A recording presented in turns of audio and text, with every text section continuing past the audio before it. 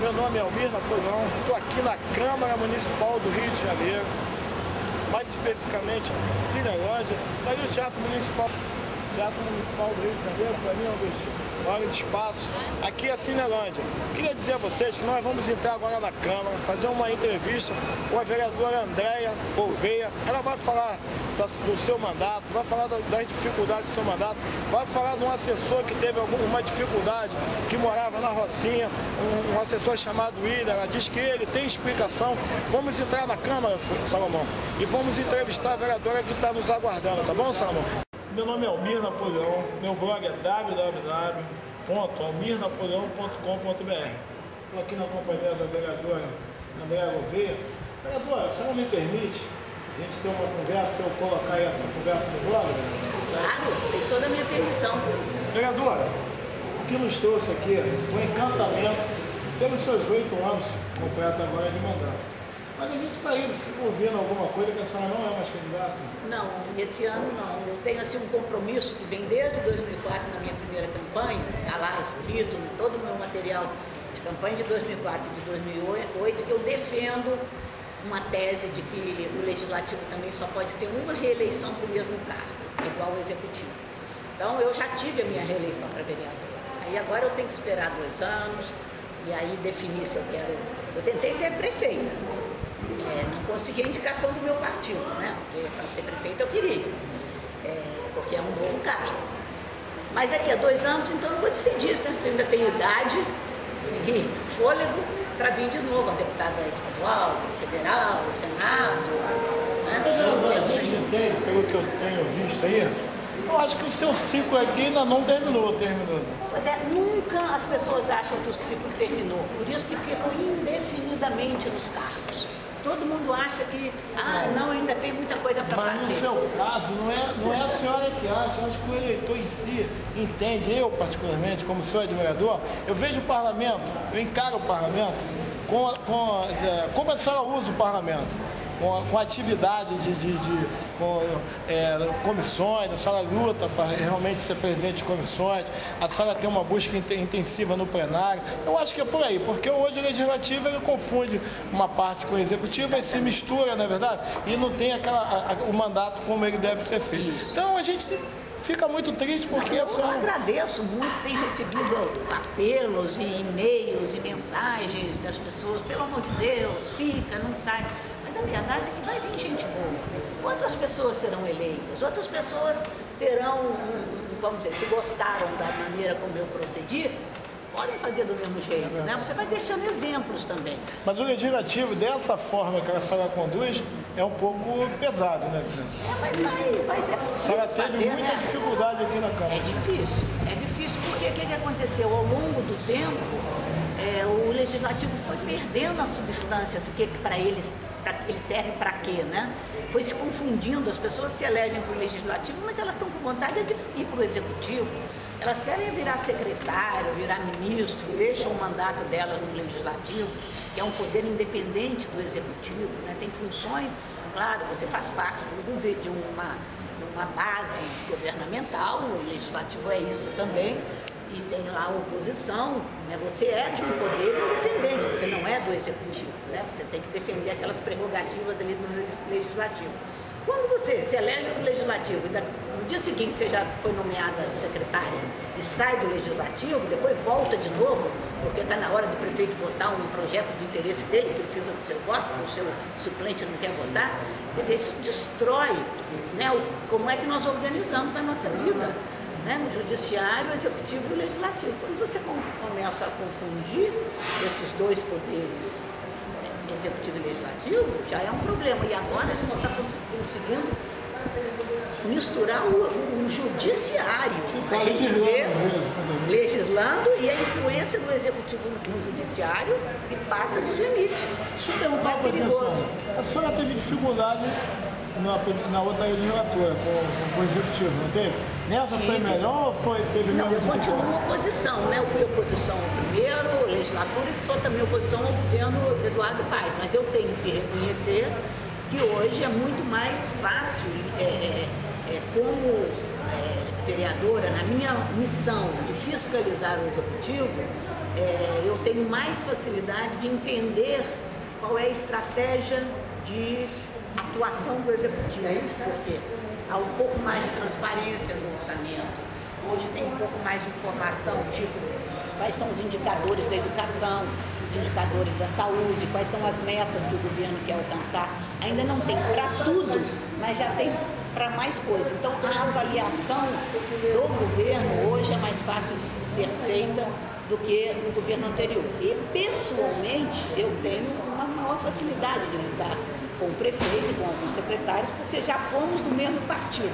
E, claro, então, nos conhecemos melhor. O prefeito sabe que eu aqui não tenho nenhuma intenção de prejudicá-lo pessoalmente.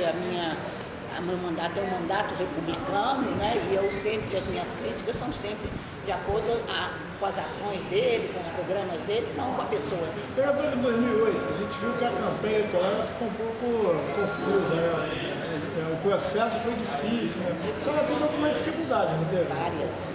Ao contrário de 2004, onde a gente podia trabalhar na cidade inteira, né? Eu trabalhei na Zona Sul, na Zona Oeste, na Zona Norte, entrava não só nos bairros formais, como entrava nas comunidades, conversava com as pessoas, conseguia trocar ideias, levar santinho. Em 2008, foi impossível, quase impossível, né? Ou era um domínio do traficante, que não deixava, que tinha escolhido o nome do candidato, poucos lugares, mas nas áreas de milícia era impossível entrar. E a Zona Oeste estava praticamente toda tomada. Então, diminuiu muito o espaço do território para a gente pedir voto. Foi muito triste. Foi.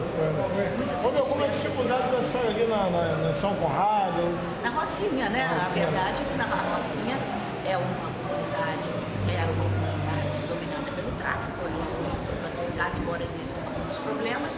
E ali eles fecharam e escolheram uma pessoa que seria a única pessoa que podia fazer campanha ali dentro. O vereador, se elegeu, o vereador Claudinho, ele já morreu, mas que durante as eleições, a campanha de 2008, só ele pôde fazer. A senhora viveu isso? Então não é boato, não. A senhora viveu imagina, eu vivi isso e de muito perto, né?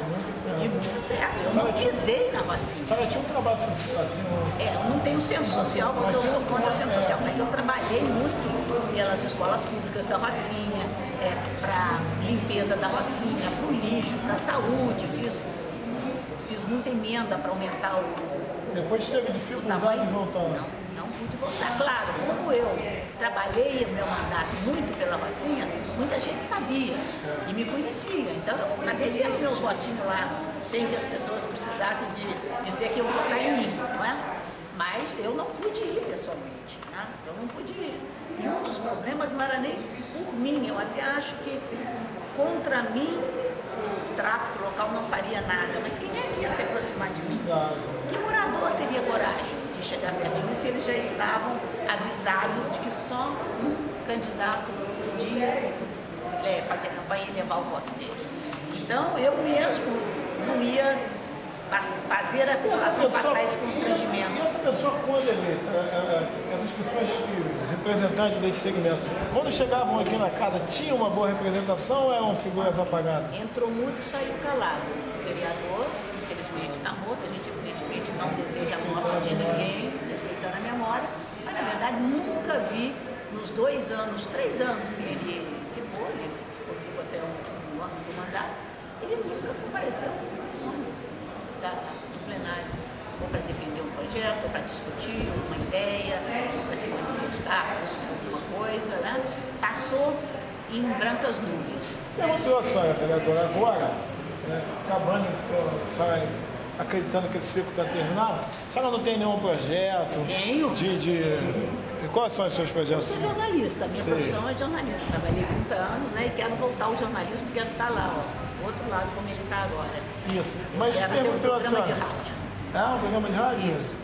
Vamos ver se eu vou conseguir, né? Ainda não sei onde, nem tudo, ainda tenho que acabar esse ano do meu mandato, ainda quero fazer muita coisa, mas no ano que vem, provavelmente no segundo semestre do ano que vem... Mas pelo que eu entendi, a senhora tem pretensões até no futuro, claro, em 2014. Voltar, vamos ver, né? O tempo passa, a gente vai se adaptando e vai tendo saudades e vontade de novo de fazer a prática política. A gente entende, vê que tem alguns parlamentares, não, A vereadora Andréia, a imprensa, tem um pouco de carinho com ela, né?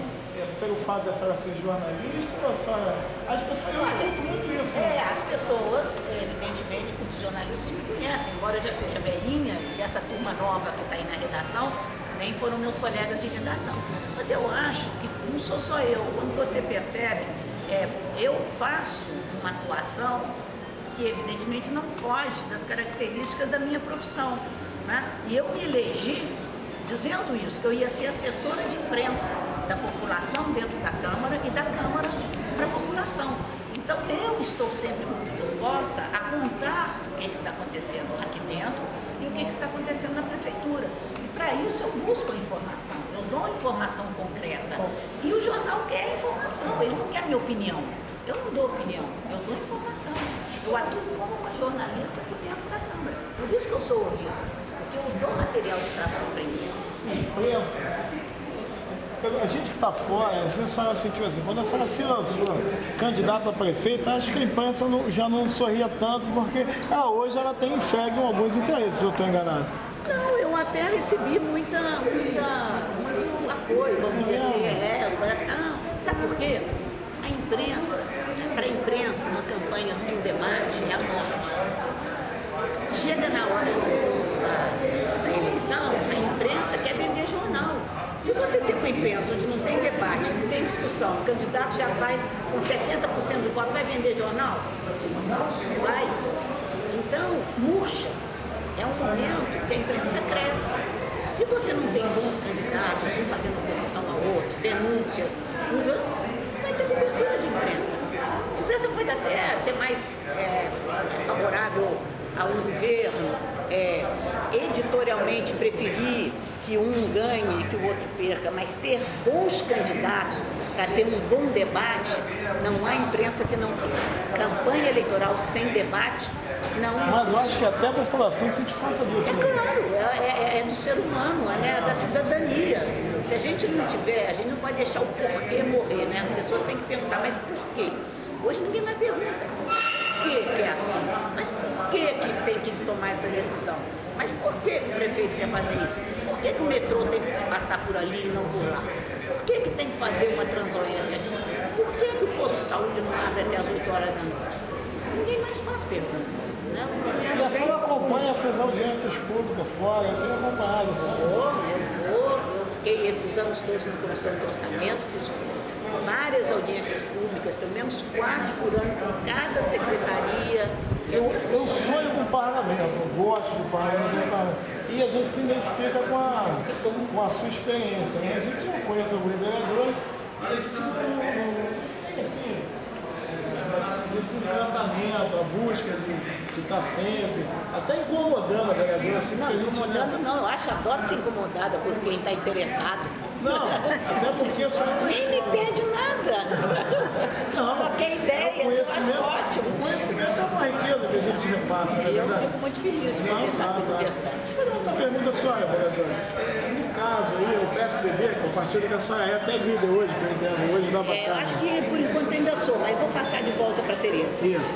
O PSDB, ele teve em um determinado momento um debate. Esse ano ele resolveu não, a senhora renunciou, Esse ano não teve debate. A executiva estadual e municipal fecharam em torno do nome do deputado Otávio Leite. Eu fui informada pelos jornais, não tive nem a chance de oferecer o meu nome e até sair do PSDB, porque tinha um convite do PV para que eu saísse candidata a prefeito. Eu já tinha decidido que a vereadora eu não vinha mais e achei, era anunciado isso, já tinha sido decidido inclusive pela executiva nacional.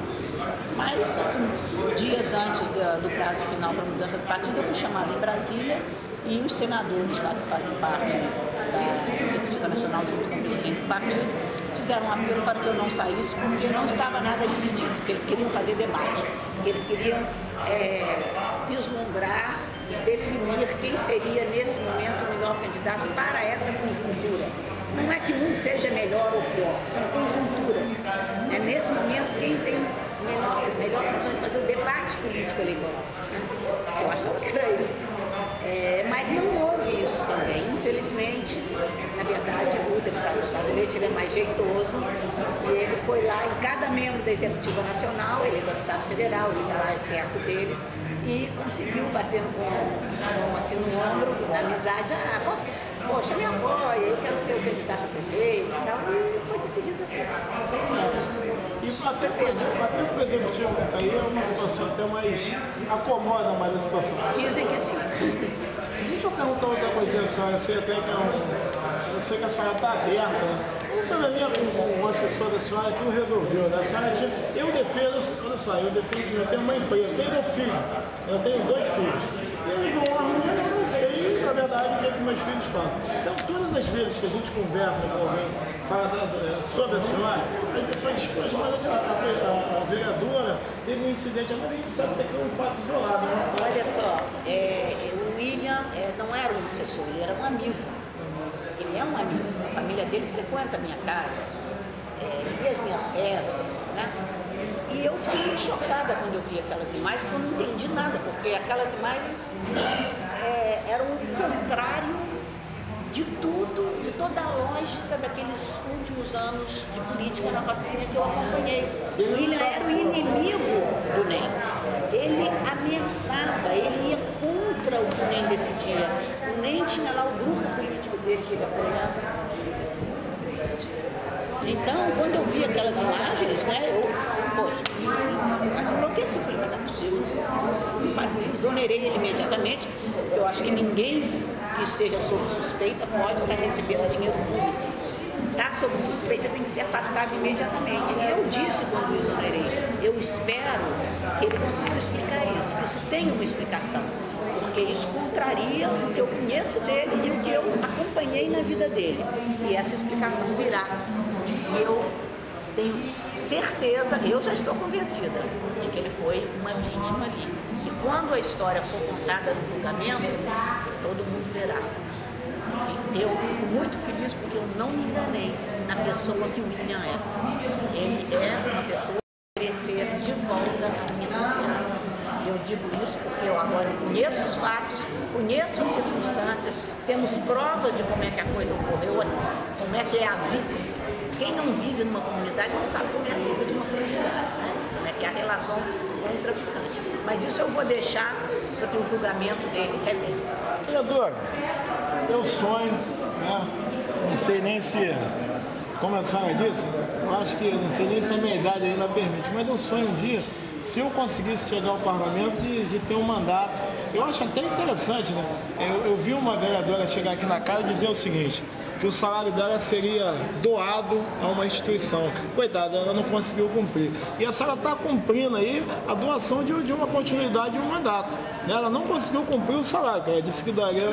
E a senhora hoje, quando a gente vê o seu mandato, é uma eleição hoje, não é fácil, mas seria pelo seu trabalho, a sua atuação, né? Eu que não tenho tanta vinda aqui na Câmara, mas tenho notícia do seu trabalho, da sua atuação. Isso é interessante. Então, quero agradecer a senhora, vereadora, e dizer à senhora, poxa, eu queria que a senhora se comprometesse com a gente de um dia lá na nossa região.